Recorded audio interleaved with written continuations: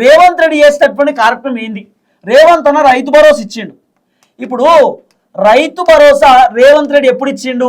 2025 జనవరిలో ఇచ్చిండు. మరి 2025 డిసెంబర్లో రావాల్సినటువంటి రైతు భరోసా ఇప్పటిదాకా రాలే.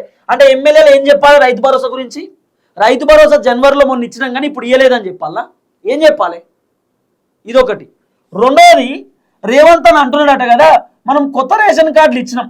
మరి ఈ రేషన్ కార్డుల గురించి మీరు జనాలకు చెప్పిరా లేదా?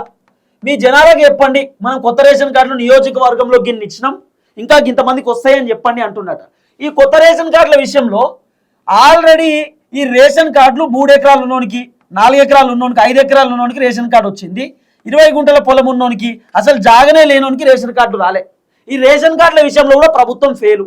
ఇక మేము రేషన్ కార్డులు ఇచ్చినామని చెప్పుకోవాలన్నా? రేషన్ కార్డులు ఇచ్చినామని చెప్పుకుంటే ఊర్లో మస్తు మంది జనాలు బయటికి వెళ్తారు, సార్ మాకు రాలేదు సార్ అని చెప్పి.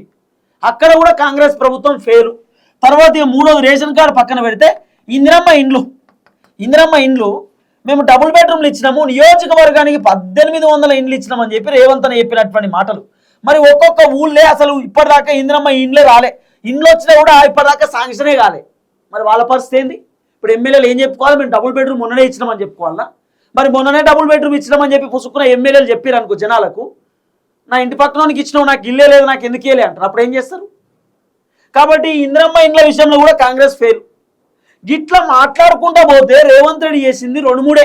సరే, 500 రూపాయల గ్యాస్ సిలిండర్ అనుకుందాం. 500 రూపాయల గ్యాస్ సిలిండర్ వస్తున్నాయి? అసలు ఇస్తుందా రేవంత్ రెడ్డి ప్రభుత్వం?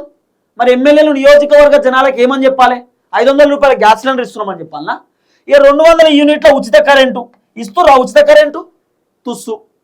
కొంతమందికి వస్తున్నాయి, కొంతమందికి అసలు కరెంటే వస్తలేదు, ఉచిత కరెంటు. మరి ఇప్పుడు నియోజకవర్గంలో ఉన్న జనాలకు ఎమ్మెల్యేలు ఏం చెప్పాలి? మా రేవంత్ రెడ్డి ప్రభుత్వం, మా కాంగ్రెస్ పరిపాలన 200 యూనిట్ల కరెంటు కూడా ఇస్తున్నామని చెప్పాలన్నా? ఏం చెప్పాలి? ఏం చెప్పాలో అర్థం కాకనే కదా ఎమ్మెల్యేలు సపరేకుంటుర్రు. ఏం చెప్పాలో అర్థం కాకనే కదా ఎమ్మెల్యేలు కారెక్కాయంత బుర్రున పోతుర్రు. ఎమ్మెల్యేలు ఏదైనా చెప్పాలనుకుంటే వాళ్ళు ముందే చెప్తారు. ఏం చెప్పలేని సిచ్యువేషన్. ప్రభుత్వంలో మొత్తం ఫెయిల్, వ్యవస్థ ఫెయిల్. ఏం చేయాలో అర్థమైతలేదు ఎమ్మెల్యేలకు. ఎమ్మెల్యేలు నెత్తిపట్టుకుర్రు. ఇప్పటిదాకా ఏ అభివృద్ధి చక్కగా జరుగుతలేదు నియోజకవర్గాలలో. నియోజకవర్గాల పరిస్థితి ఘోరమైపోయింది. ఎమ్మెల్యేలు ఊర్లో తిరిగే పరిస్థితి లేదు. కాబట్టి ఎమ్మెల్యేలు సైలెన్స్ ఉన్నారు. ఎమ్మెల్యేలు ఉల్టా ముఖ్యమంత్రికి, సార్ ఘోరంగా ఉన్నది మా నియోజకవర్గంలో, జనాలు తిడుతురు సార్ అంటే, ఎందుకు తిడుతురు? మనం చేసిన మంచి పనులు జనాలకు చెప్పు అని ముఖ్యమంత్రి చెప్తున్నట.